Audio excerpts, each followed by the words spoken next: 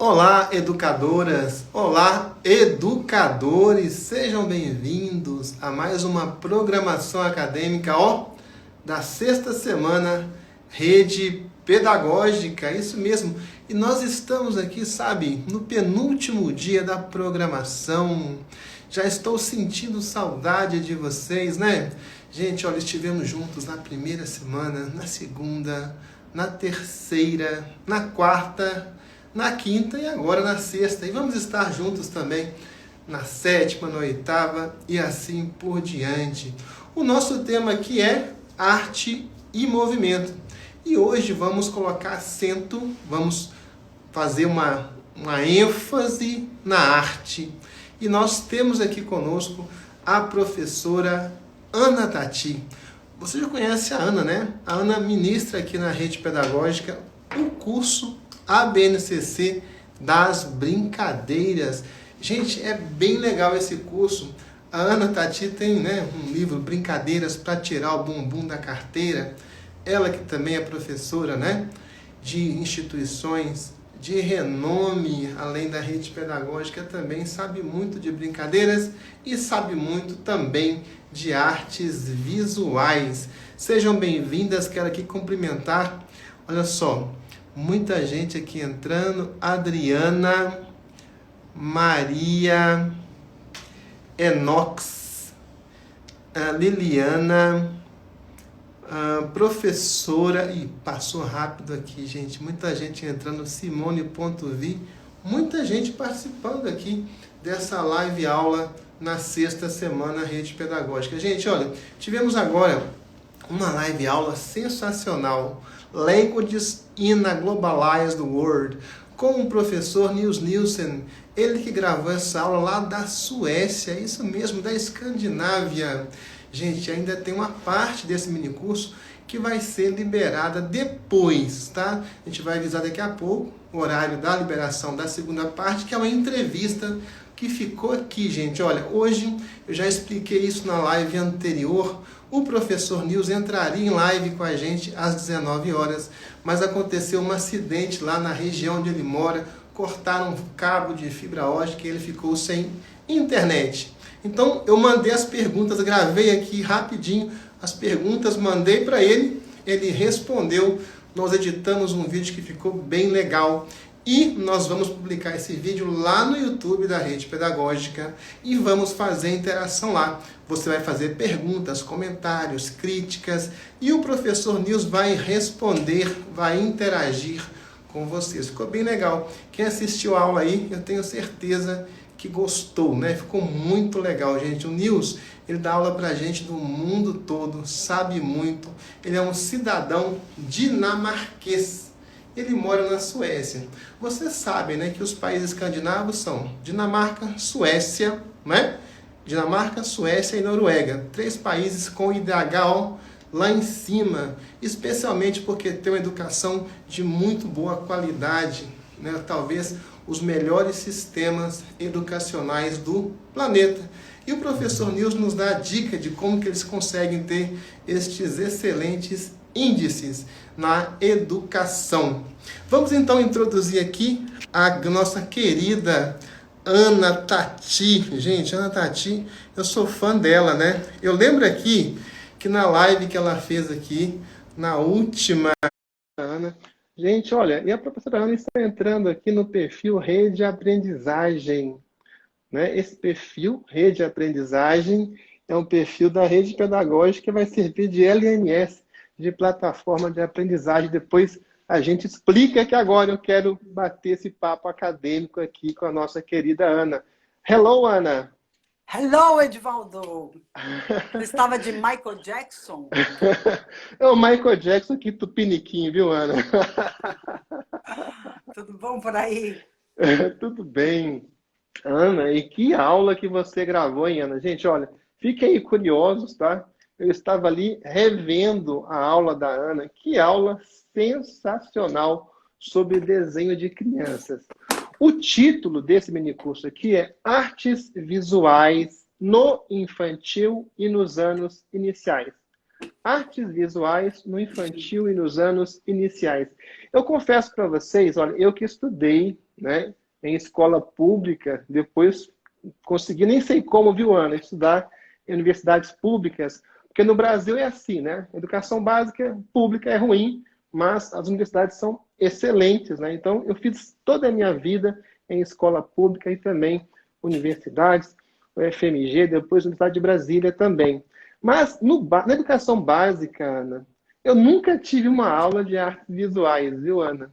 Ninguém nunca discutiu o conceito de artes visuais, né, comigo, nem no ensino médio, nem no ensino fundamental, e nem naqueles anos iniciais da educação infantil. E que bom que tem você aqui, Ana, porque eu sei também que nos cursos de pedagogia tem um buraco, não é? Esse tema é muito pouco tratado com as professoras em sua formação em pedagogia. Ana, então, eu gostaria primeiro que você se apresentasse, cumprimentasse aí a turminha, e depois a gente vai entrar nessa conversa que vai dar muito o que falar. Tá bom, Edivaldo. Boa noite, queridas, queridos e queridas. Então, pessoal, minha formação é em artes visuais, né? Mas eu também me enveredei para as brincadeiras. Com isso, eu publiquei vários livros de brincadeiras e eu tenho o meu primeiro livro deixa eu pegar aqui para mostrar, porque eu acho que esse aqui eu nunca mostrei, né? Chama-se 300 Propostas de Artes Visuais. Então, este é de artes visuais, os outros são de brincadeiras. E na Faculdade de Pedagogia, onde eu dou aula já há muitos anos, eu sou a professora de jogos e brincadeiras, de artes visuais e de música.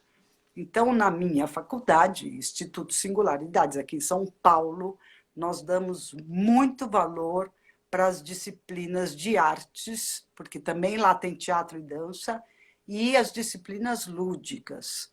Por quê?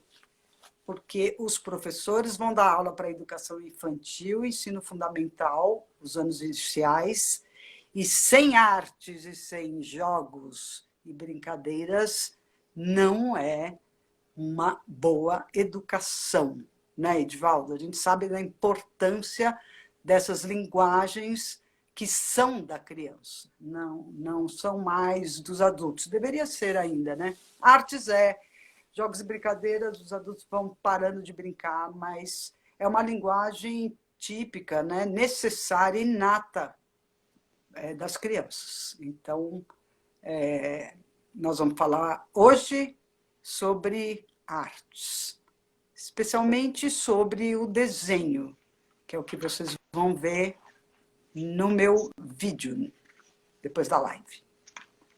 Legal, Ana. Ana, olha, aqui nós já definimos o que é arte. Tentamos definir, né, um conceito realmente vastíssimo. Desde a live inicial aqui na Semana Rede Pedagógica, nessa sexta semana, o Ilan Brennan tentou definir aqui a arte, e ele mesmo já foi dizendo que é um conceito realmente muito difícil. E hoje nós estamos especificando, né, artes visuais. Eu gostaria, Ana, que você trouxesse, né, o seu conceito de arte e também o conceito de artes visuais, para que aquelas pessoas que nunca refletiram, né, de forma mais detida sobre esse assunto já possam ter um encaminhamento. Olha, Edivaldo, artes realmente é um vasto conceito porque abrange muitas modalidades, muitas linguagens, mas eu diria assim, em 3 palavrinhas, que artes é expressão de subjetividades. Eu acho que isso engloba a dança, o teatro, né, a música. Quer dizer, é um lugar, é um espaço, é uma linguagem onde as nossas subjetividades podem ser colocadas, expressas, né? Muito legal, viu, Ana? Vou até destacar aqui nesse conceito, gente. Vamos lá, vamos fazer um coro? Expressão de subjetividades. Expressão de subjetividades. Ou seja, muito bem, das coisinhas que estão na nossa cabecinha e precisam sair. E as artes visuais, antes era chamada de artes plásticas, mas há um bom tempo, né, que já as artes visuais englobam várias modalidades, né? Além daquelas conhecidas como pintura, desenho, gravura, escultura, cerâmica e etc., que isso já existe há 20 mil anos atrás, desde os desenhos, né, dos pré-históricos nas cavernas. Com a modernidade, outras linguagens foram também incorporadas, como audiovisual, performance, instalações, vídeos. Então, por isso que houve essa transformação de artes plásticas para artes visuais. Ah, muito legal, Ana. E você disse aí que, né, certas coisas nós temos que exprimir, né? Que as subjetividades precisam ser exprimidas. Isso é bem legal, Ana, porque quando falta, né, quando faltam recursos para nós exprimirmos o que está dentro, isso acaba podendo se tornar uma patologia, ou então impede que nós alcancemos o clímax do nosso desenvolvimento. O que você diria, Ana? Com certeza, Edivaldo.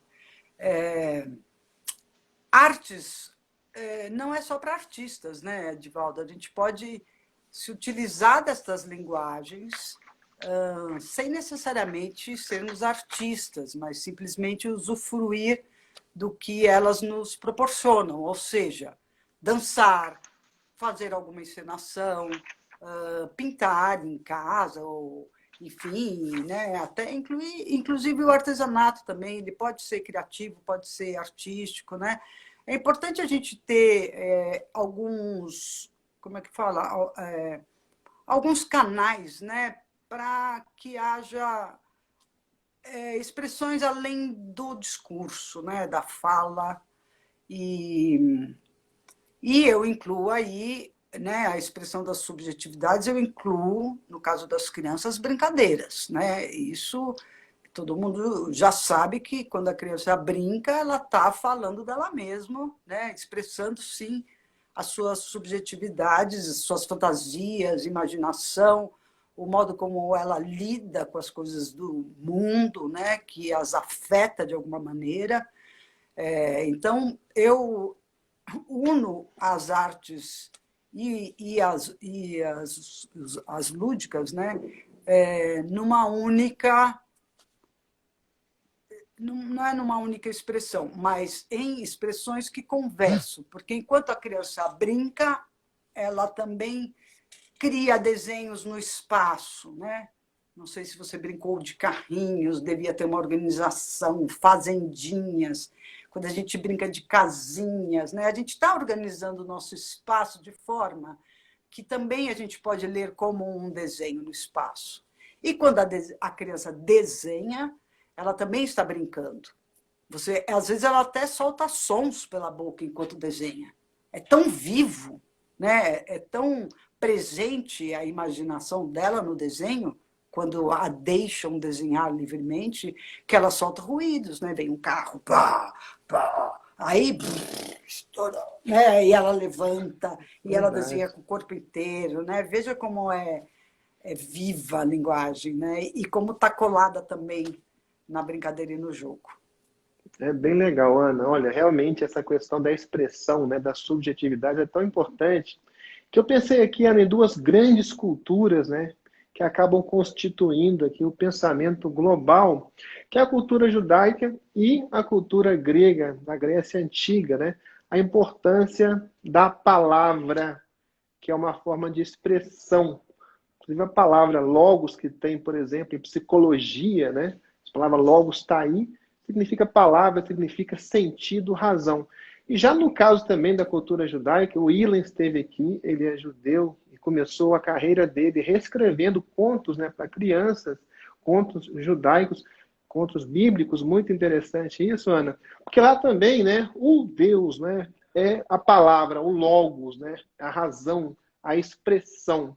E você acha, Ana, que de fato nós só conseguimos alcançar o nosso pleno desenvolvimento? A criança só consegue alcançar o seu pleno desenvolvimento se ela tiver uma boa formação também em artes, em como se expressar, em como se extravasar? Claro, Edivaldo, sem dúvida. Eu não acho eu mudaria assim, o desenvolvimento pleno, porque eu não sei bem o que é pleno. Não sei se a gente atinge mais trabalhar com as artes, sem dúvida, é trabalhar com a cultura, né? Com a cultura, com a expressão de povos, não só do Brasil, como de outros também. É falar de épocas, né? É falar de outras subjetividades dos artistas. Artes é essencial. Artes existe desde que o... Olha, os registros das cavernas, elas voltam para uma datação de 20 mil anos atrás, né? Nós não temos registro de voz, da música, mas também tem estudos para isso, mas eu vou falar da minha área. Quer dizer, aqueles registros que os homens das cavernas faziam, inclusive aqui no Brasil, tem um sítio arqueológico maravilhoso, um dos maiores circos arqueológicos do mundo, que é lá no Piauí, né? No Parque Nacional do Piauí, esqueci o nome, lá em São Nonato, né? Que é uma cidadezinha do interior do Piauí. Mas, enfim, vale a pena conhecer, porque é uma coisa... tanto a natureza quanto os desenhos é arrebatador, né? E a gente se pergunta por que existe o desenho desde essa época. Não temos resposta do significado, temos hipóteses, né? Mas, sem dúvida, havia algum ritual, né? Ou de caça, ou algo do gênero, porque tem muitos animais ali representados, mas a gente pode quase afirmar que havia uma necessidade para que esses registros fossem feitos. Então, só por aí a gente percebe a importância que está dentro de nós. Né? Como não trabalhar artes com as crianças? Se é uma linguagem inata, a criança nasce cantando, a criança nasce dançando, desde bebezinha, você bota um som, ninguém ensina isso para ela. Se você dá uma caneta para ela, ela vai fazer o traço, ela vai se encantar com aquilo, não é mesmo? Então, como não trabalhar com uma linguagem tão potente que já está nos seres humanos? É isso aí, gente. Ana falando da Serra da Então, Capivara, no Raimundo Piauí. Nonato, ó, já escreveram lá. Isso. Raimundo Nonato, um sítio realmente, né? Terra da Muito Capivara. rico. Obrigada, pessoal. Nossa, me deu um branco. Eu fui para lá, um negócio...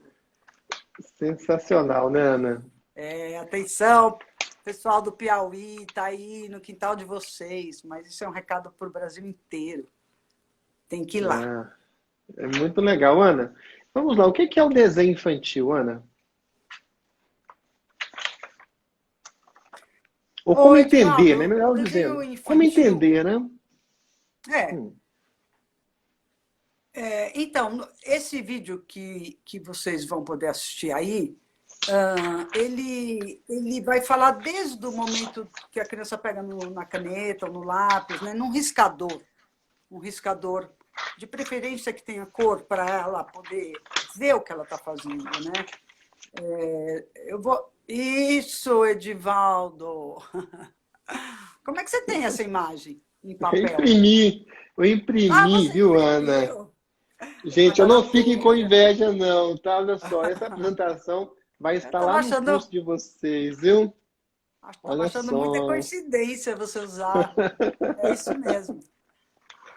Desde esse momento, né, é um momento de desenvolvimento da criança.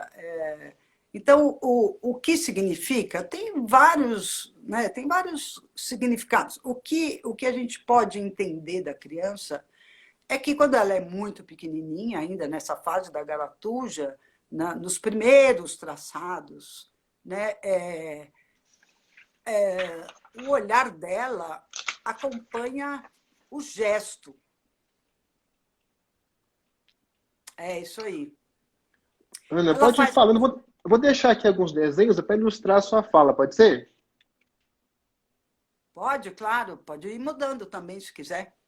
Tá joia. Ou você só tem essa página? Não, eu tenho todas aqui, viu, Ana? Foi só uma para dar inveja para a turma. Bom, mas enfim, o começo, né? Lá o comecinho, a criança está encantada com o que acontece com o gesto dela. Claro que ela não tem esse pensamento, mas o que acontece quando ela faz um gesto e neste gesto ela deixa uma marca. Então o olhar dela acompanha aquele gesto, né, que ela está fazendo e ali já tem um nascimento, né, de uma pequena semente. Esse gesto, né, costuma ser na diagonal, né? Se a criança ainda não tem direita e esquerda, né? Então, se ela pega, ou ela faz assim, ou ela faz assim, né? Pode fazer um traço contínuo, pode fazer traços, mas ela não tem controle, ela está experimentando ali, ela está experimentando esse mistério, né? Do gesto deixar uma marca. Depois, isso aí vai sim se transformando em bolinhas, que já é um processo maravilhoso, né? Tem muito mais coordenação, né? Depois que se faz, esse é o gesto mais natural, né? Ou novelado, que a gente chama, né? Da garatuja.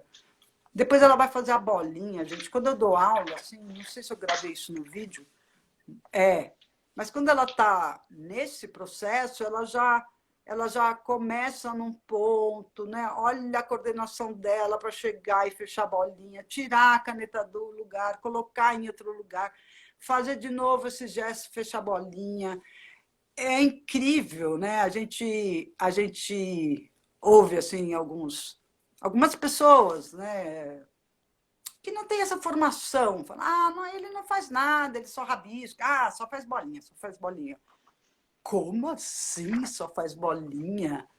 Já é uma conquista você fazer a bolinha. Veja a diferença disso. Façam comigo. Veja a diferença disso para uma bolinha, né? Tem controle, tem começo, meio e fim. Esse de cima é a primeira garatuja. E dessa bolinha nasce todas as figuras, né? Nasce a figura humana, né? Nasce animais, pessoas, isso. Exatamente, isso tudo vocês vão ver e eu vou explicar figura por figura. Assistam o vídeo, que é muito importante, pode assistir mais de uma vez e eu não vou ficar aqui repetindo, né? Senão vai ficar repetitivo, né? Não vou ficar aqui dando a aula que eu dei no vídeo, mas como entender o desenho da criança, já começa o nosso entendimento que a criança já está fazendo desenho desde que ela pega a caneta, né? Não tem intenção no começo, não tem narrativa, não tem ainda... não tem história, mas quando ela começa a fechar a bolinha, ela já começa a contar uma historinha. Se você estiver do lado dela, ela vai falar: mamãe, papai, bolo, né? Vai falar alguma coisa. Depois ela vai esquecer, porque ela não tem a intenção de fazer aquilo. Depois da bolinha, começa a aparecer algumas formas surpreendentes. A criança mesmo se surpreende com o que ela fez. Ou seja, não tem uma intenção, né, racional ainda. Ela faz um gesto e aí ela fala assim: peixe, baleia, pipiu, né? Então ela faz e depois ela nomeia. Esse é o comecinho da vida dela.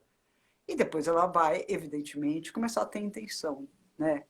Aí começam as narrativas, né? Eu acho que isso é a coisa mais importante para a gente entender o desenho da criança. Não é entender, interpretar, não somos assim especialistas nisso. É compreender que a criança vai passando por fases e que tudo que ela coloca no seu desenho tem uma história por trás. Qualquer traço que a criança coloque, pergunte para ela o que ela fez. Você acha que tem umas coisas lá que não tem sentido? Senta do lado e pergunta.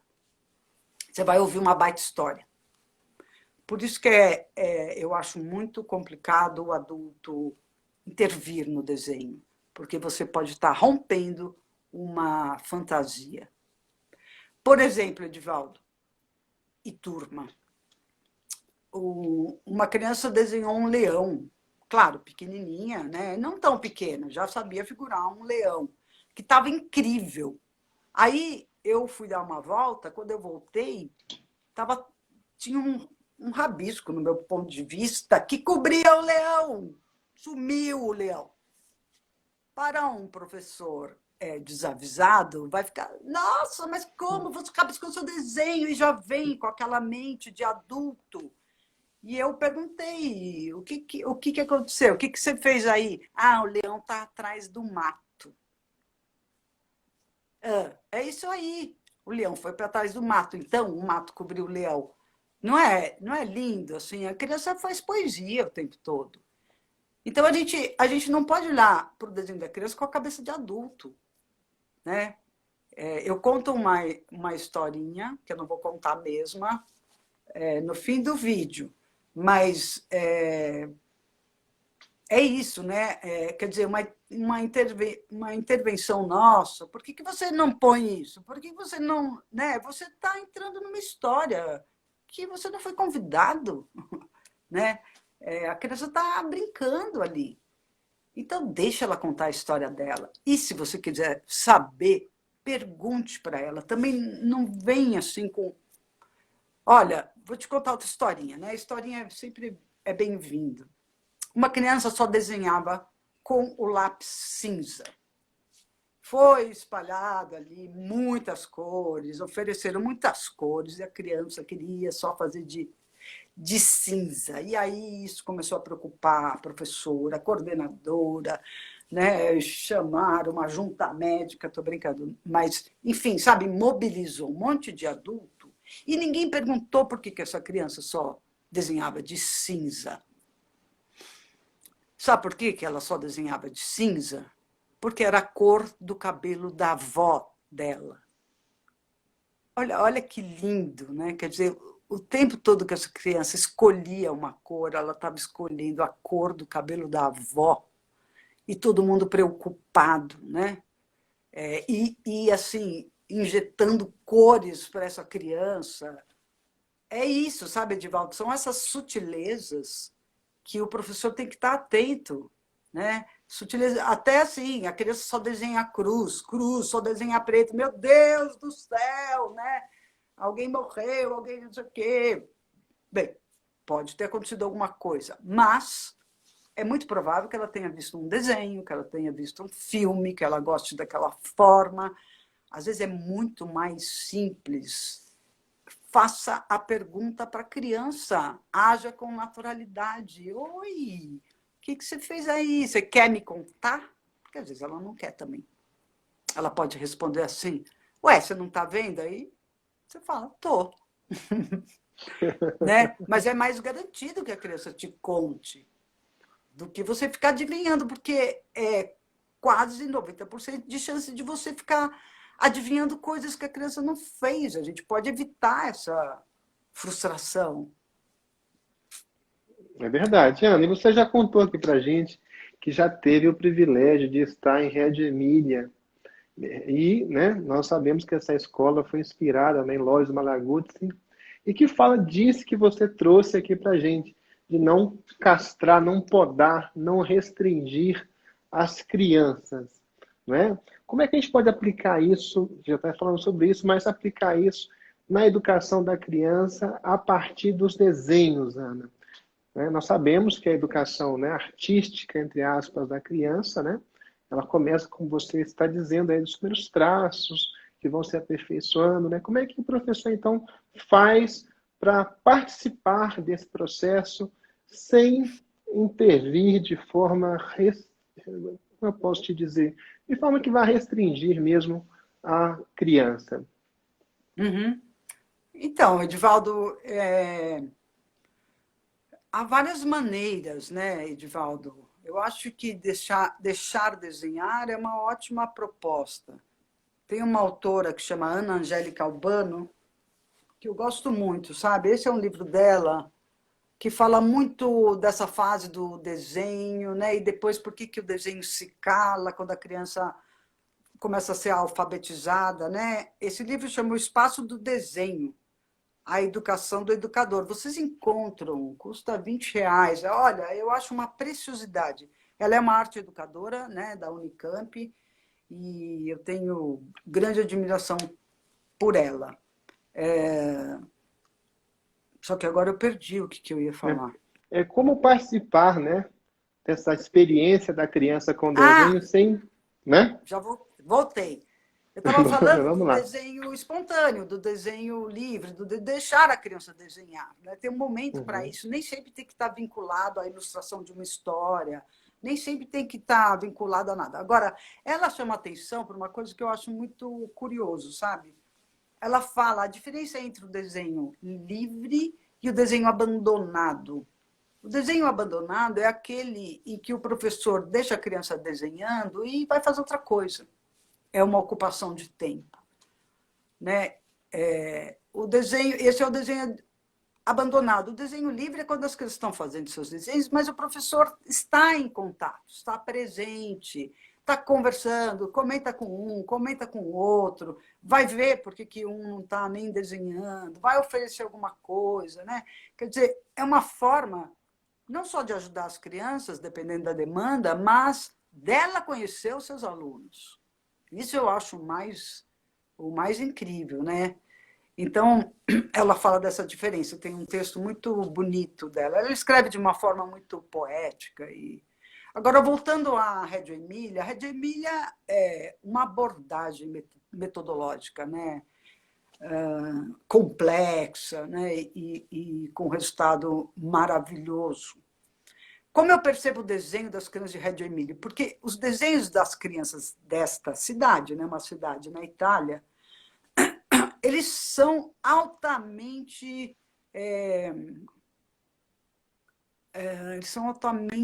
maduros, né? Eles são altamente expressivos. Você fica besta assim, quando você vê desenho de crianças de 4, 5 anos fazendo galo, galinha, animais, né? Assim, ou plantas, com um nível de detalhes. Não tem a ver com desenho de adulto, é desenho de criança, mas que você percebe que partiu de uma observação primorosa.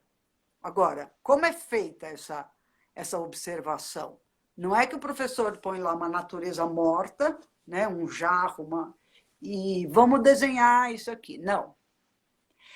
O desenho está colado no que a criança está estudando, de modo geral, o que ela está pesquisando, o que ela está explorando.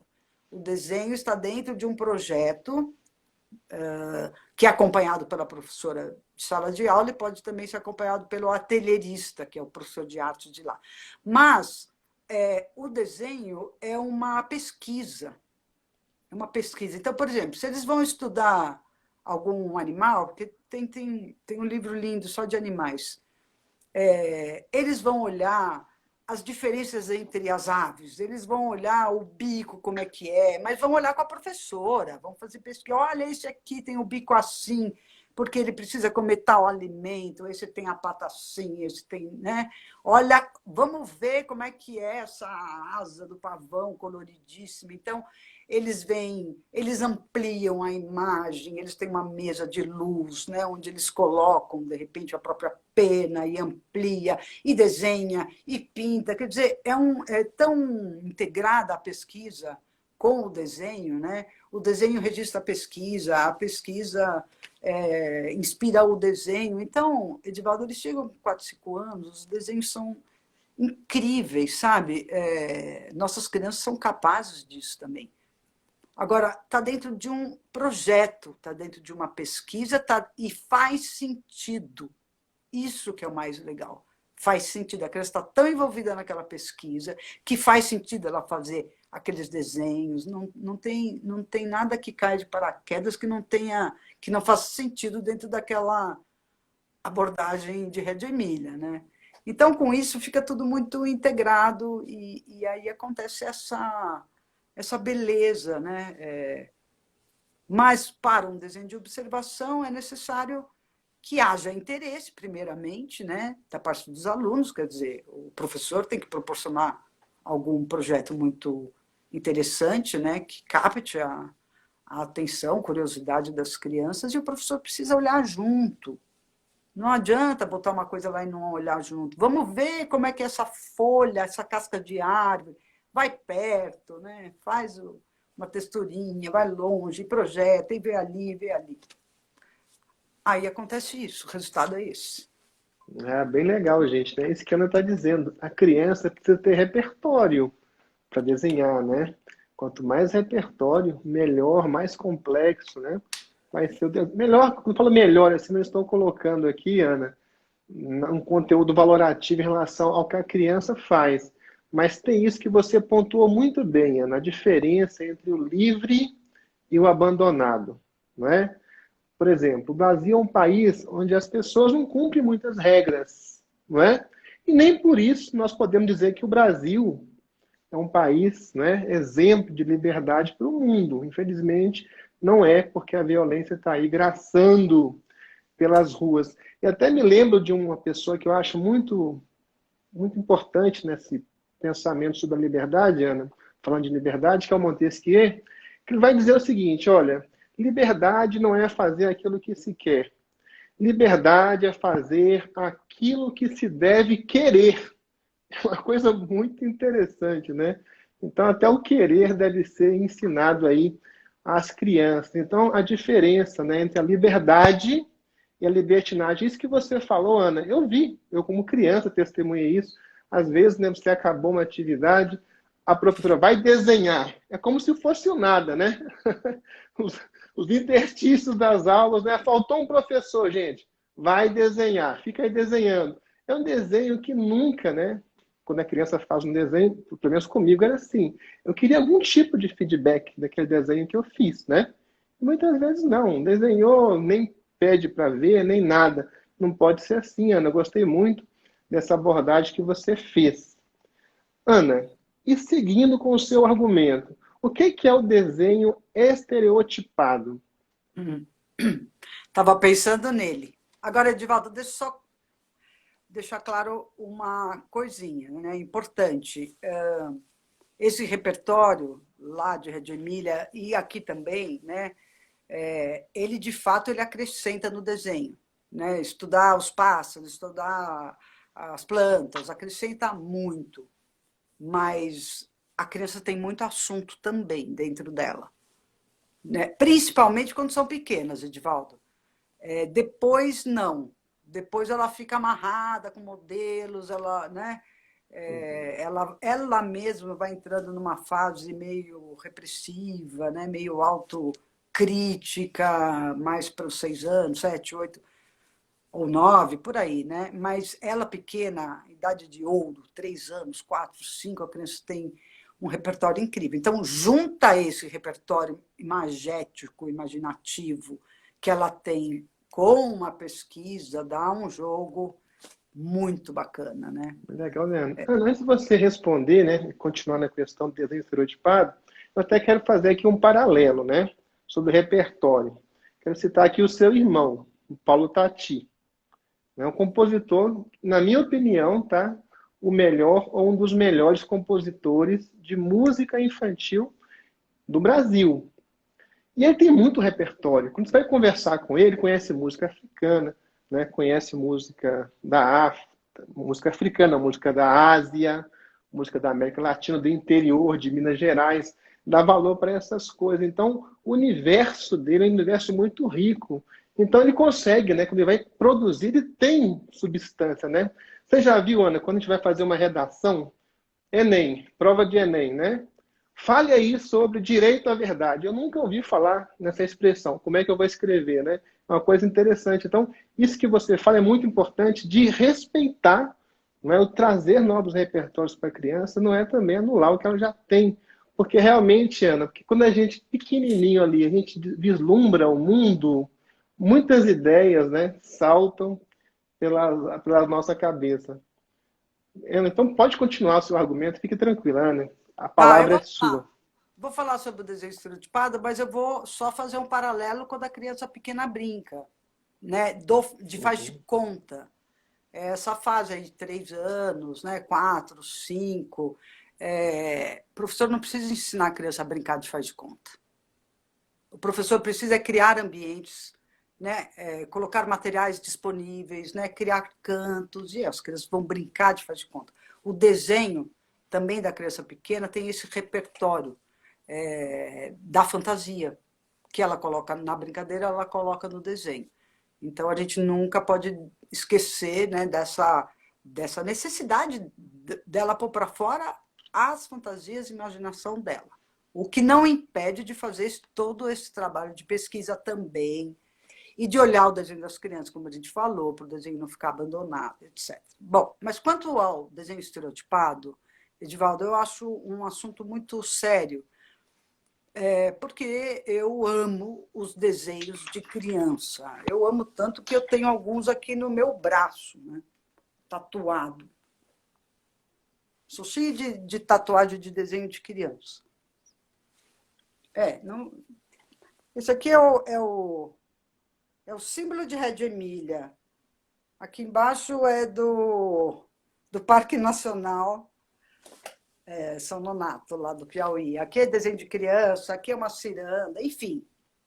Tá? Não preciso provar mais o quanto eu amo desenho de criança. Então, vamos chegar no desenho estereotipado, né? O desenho estereotipado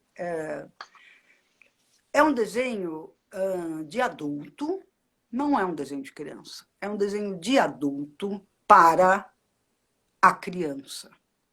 Vamos separar boas ilustrações de livros de infantis, que tem coisas maravilhosas.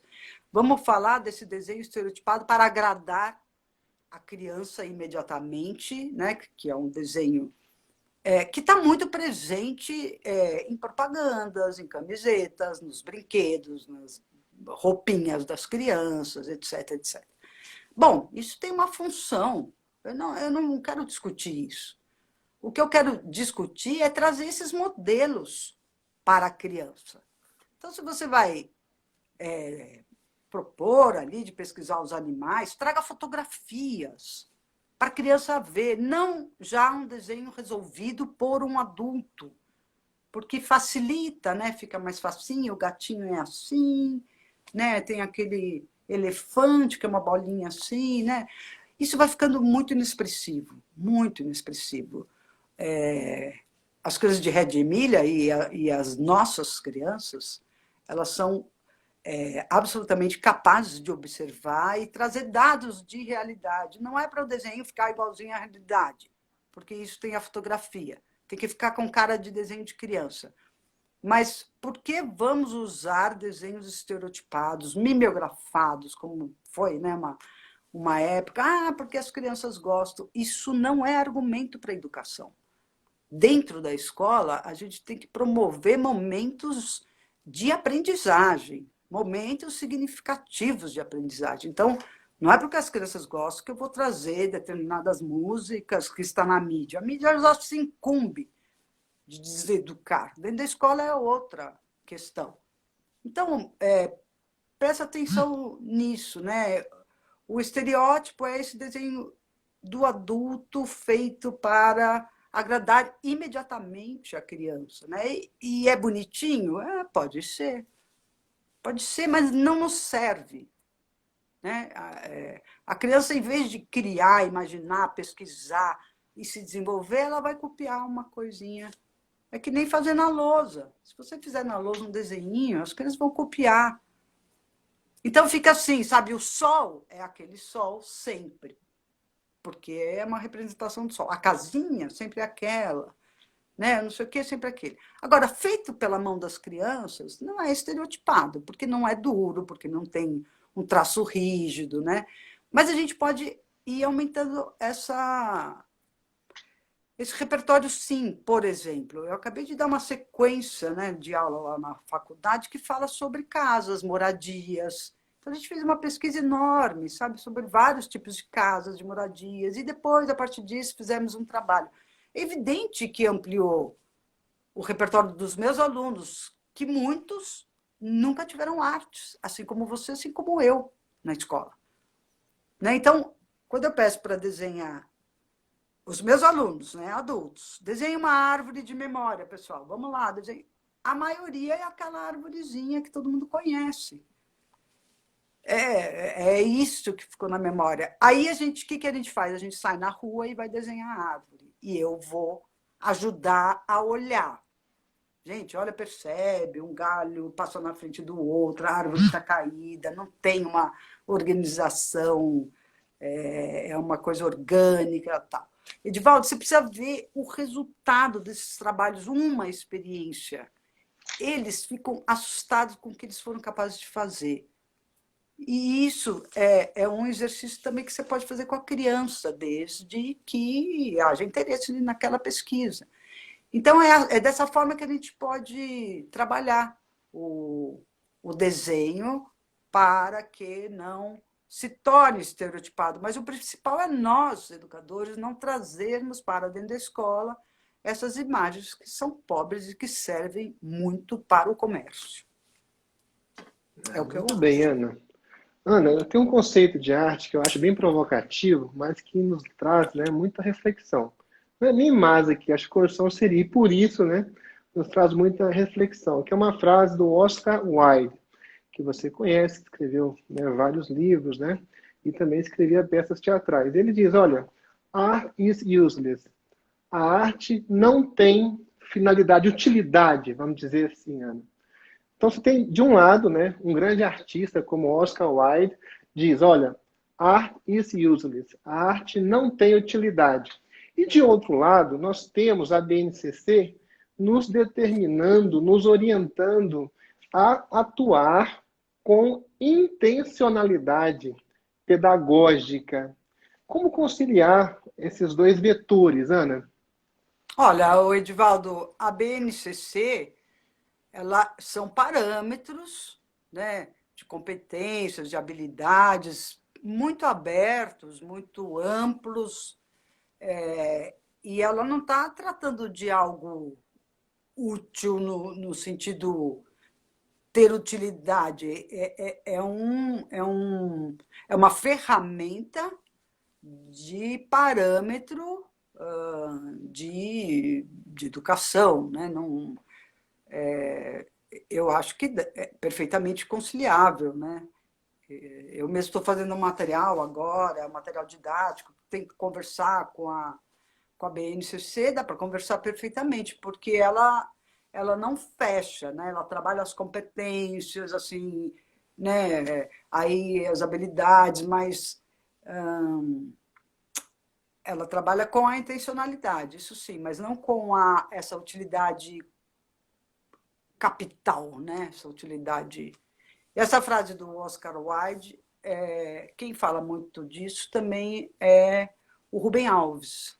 Tem um texto lindo dele que ele fala das coisas úteis e inúteis, inúteis entre aspas, que são as coisas que vêm do coração, né? Que é a poesia, que são as artes, que é o brincar, né? Todo esse lado sensível do ser humano está do lado das coisas inúteis. Mas é claro que a gente tem que entender esse inútil como algo muito importante, muito valoroso, né? O outro lado estão as coisas comerciais, né? As coisas, esse capitalismo selvagem. Capitalismo selvagem. É verdade, Ana. É verdade, Ana. Olha, nesse ideário, né, liberal, nós temos isso, né? Que, na verdade, o liberalismo tende a tirar, né, os fins, né? Olha, o Estado não pode estabelecer os fins para o cidadão, né? Aonde o cidadão vai chegar? Qual que é o projeto de vida da Ana? Qual que é o projeto de vida do Edivaldo? O Estado não entra nisso, né? Esse é o modelo liberal que acaba, né, Ana, influenciando as nossas propostas pedagógicas também, de ampliar, de maximizar o espaço, né, de atuação da criança, de imaginação da criança, né, Ana? E essa questão que você está tocando aí a respeito da utilidade, realmente, né, a arte não pode se tornar uma mercadoria, né, algo, né, não posso, né, colocar lá para a criança, traçar lá para ela, olha, você vai desenhar para isso, ou desenhar para aquilo. E você até fala sobre isso, Ana, que é agradar a quem? Então, deixa eu perguntar isso, então. Quando a criança está desenhando, ela tem que agradar, ela deve agradar A quem, Ana? A ela mesma, Edivaldo. Ela está fazendo porque ela precisa, porque ela gosta, porque ela tem prazer. Primeiramente, para ela. Algumas vezes ela dedica o desenho, né, para as pessoas queridas. E é claro que ela quer receber um retorno positivo. E é claro que a gente vai dar esse reforço positivo, porque isso é importantíssimo para a formação da criança. Mas ela faz para ela. Por isso que eu fico indignada com exposições na escola que os adultos colocam sua mãozinha para melhorar um pouquinho o trabalho da criança. E eu me pergunto, para quê? Já sei a resposta, para agradar os pais. Mas isso é um engano, porque você finge, você mente, quando você enfia sua mão, você está mentindo que a criança fez daquele jeito, e os pais se enganam, se auto-enganam, porque eles sabem como a criança desenha na casa deles. Então fica tipo um engano que eu gosto, eba, né? Poxa, por que não mostrar o que a criança fez? Ela é capaz de fazer isso nessa fase. Traga os pais para dentro da escola, eduque os pais. Os pais também precisam ser educados nesse sentido, né? Saber o que esperar da criança. Então, eu não consigo entender, Divaldo, esse negócio de professor. Não é má intenção nenhuma, me desculpem aqui, não é. Né? Às vezes isso vem da direção, vem da coordenação. Ai, gente, isso aqui está muito feio. E aí começa a mexer, quase que a criança não reconhece depois. Eu pergunto qual é o sentido desta enganação. Né? E mostra para os pais o que a criança faz, que já é muito. Né? Valorize o que ela faz. Vamos ser mais verdadeiros. E não vamos menosprezar o que a criança fez. Isso é pensamento de adulto, tem que ficar mais bonitinho. Bonitinho, que parâmetro é esse? É o parâmetro do adulto. Porque para a criança está ótimo. Eu acho importante a gente pensar nisso, sabe? A gente fica muito à mercê dos pais e chama os pais para a escola. Com toda a delicadeza, né? Faz palestras. Você não pode viver em função dos pais. Quem é mais importante nesse ciclo escolar é o aluno. É para ele que a gente tem que olhar. É muito legal isso aí que ela está dizendo, né, gente? Muito bom mesmo. Nós estamos aqui chegando ao final. Eu queria saber de perguntas. Quem quiser fazer uma pergunta aqui para a Tati, fique à vontade. E lembrando que daqui a pouco nós vamos liberar uma live aula. Gente, 38 minutos essa live aula. É um espetáculo. Na verdade, uma videoaula, né? Uma videoaula que é um espetáculo. A Ana Tati vai falar desses temas com mais profundidade e de forma ilustrada. Você precisa, né, acessar essa videoaula. Se não der para assistir essa videoaula hoje, pode assistir amanhã, mas eu, assim, não guardaria, né, para amanhã, não assistiria de uma vez, porque está bem legal, gente. E a Ana depois vai lá e vai comentar e vai interagir lá também. Mas se alguém... Eu vi aqui vários comentários, viu, Ana? A gente acompanha todos, lê todos os comentários. Eu agradeço. Nossa, uns comentários assim tão gostosos, né, para a gente receber, assim, uma delícia. Obrigada, né? Olha, Que bom poder contribuir, né, Edivaldo? muito legal, Ana. Você realmente, né, fez um show aí de exposição, né, de aula, muito legal. Olha, os adjetivos, sensacional, maravilhosa, né? Aqui fica mais maravilhosa, Ana. Gente, muito Olha aí bom, que olha. não são meus parentes, hein? Se fosse minha Pois é, mãe, já ia né? estar aí. Ana, aqui eles estão expressando suas subjetividades. Os Né? afetos. Eu É isso fico aí, muito gente. agradecida, gente, de coração. Deixa eu E ver se eu acho uma pergunta aqui. quando quiserem Pode bater falar. mais papo, tô aí. Eu Ah, adoro Ana, falar sobre artes. Desculpa, eu tô bem te atropelando aqui, Ana, porque eu tô subindo aqui e preocupado com o tempo aqui do Instagram, que daqui Não, a 2 minutinhos vai nos cortar. Olha só, tem a então, pergunta da Mazi Araújo. Ana, você quer encerrar aqui essa live e voltar para responder com mais calma? Você ô que Edivaldo, sabe. eu prefiro responder agora, porque Uhum. eu fiquei de ir para casa da minha mãe, ela tem 95 aninhos. Então, a pergunta da Mazi Araújo é a seguinte: nós temos aí 2 minutos, né? É correto avaliar os desenhos de acordo com as fases, não é? E dizer que está aquém? Essa é uma pergunta aqui, tá? Da Mazi Araújo 08. Eu gosto muito dessa pergunta, acho importantíssima. A gente pode depois fazer uma live inteira para falar de avaliação. Como você avalia a subjetividade da criança? Nós não estamos tratando de ciência exata, nós não estamos trabalhando nem história, ainda vejo possível fazer perguntas. Agora, artes, pessoal, eu acho das coisas mais complicadas de avaliar. Eu não avalio, eu simplesmente respeito o que a criança fez, da forma como ela fez. Inclusive, se fez sem interesse, eu respeito, porque provavelmente eu não consegui fazer com que essa criança se interessasse. Eu boto a responsabilidade em mim. Como eu avalio meus alunos? Eu simplesmente converso todas as aulas com os alunos, a gente mostra os trabalhos, a gente vê como cada um fez, resolveu, né? Falar das fases do desenvolvimento do desenho infantil depende muito, a gente não pode esperar fechar, né? 8 anos, se esperar isso, 4, isso depende se a criança tem familiaridade, se ela desenha em casa, se ela desenha bastante na escola, se ela nunca desenhou na vida. Cada criança vai estar numa fase, então não é aconselhável fazer avaliação desse tipo. Quando eu preciso fazer avaliação, inclusive com meus alunos da pedagogia, eu pergunto que nota você quer. Que nota você quer? Ah, mas com que critérios? Dê uma nota, isso é uma coisa simbólica, burocrática, chata.